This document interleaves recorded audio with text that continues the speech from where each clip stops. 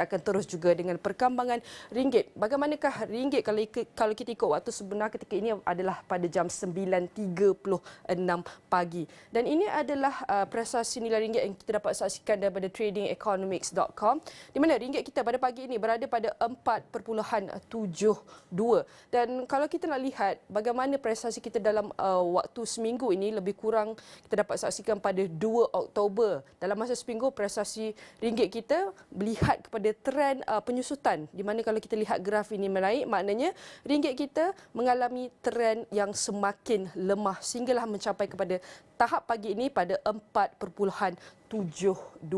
Dan kalau kita tahu ringgit mencatatkan peningkatan kecil berbanding penyusutan 2 hari lepas apabila ditutup tinggi berbanding dolar Amerika Syarikat iaitu hari semalam, berikutan bond perbendaraan Amerika Syarikat merosot daripada paras tertinggi dalam tempoh 16 tahun, kata peniaga. Dan pada 6 petang, mata wang tempatan meningkat kepada 4.7255 atau 7.300 berbanding dolar Amerika Syarikat daripada 4.7285, 7.320 semasa ditutup pada Rabu. Dan kalau kita lihat prestasi dalam masa sebulan, ringgit juga telah mengalami penurunan, di mana kita lihat graf ini daripada bulan lebih kurang bulan September sehinggalah masuk bulan Oktober, kita dapat lihat trend peningkatan ringgit semakin menyusut, nilai semakin lemah antara yang kita dapat capai lebih kurang hujung September. Ringgit kita terus naik sehinggalah masuk bulan Oktober, kita mencapai pada pagi ini 4.72. Dan Bank Dunia melihat prestasi ringgit berbanding dolar Amerika Syarikat dipengaruhi oleh 3 faktor utama.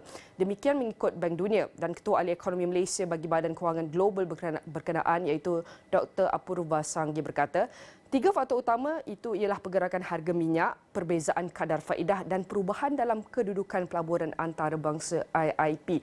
Beliau berkata nilai ringgit berbanding dolar Amerika Syarikat menyusut 15% dalam tempoh Januari 2021 hingga Jun 2023 dengan langkah pengetatan dasar moneteri Amerika Syarikat menjadi penyumbang utama kepada penyusutan nilai mata wang tempatan itu. Katanya perbezaan ketara antara kadar faedah antara Amerika Syarikat dan Malaysia menyebabkan ringgit menyusut meskipun harga minyak agak tinggi pada separuh pertama tahun ini. Dan ini adalah prestasi ringgit yang dapat kita saksikan setakat jam 9.39 pagi ini.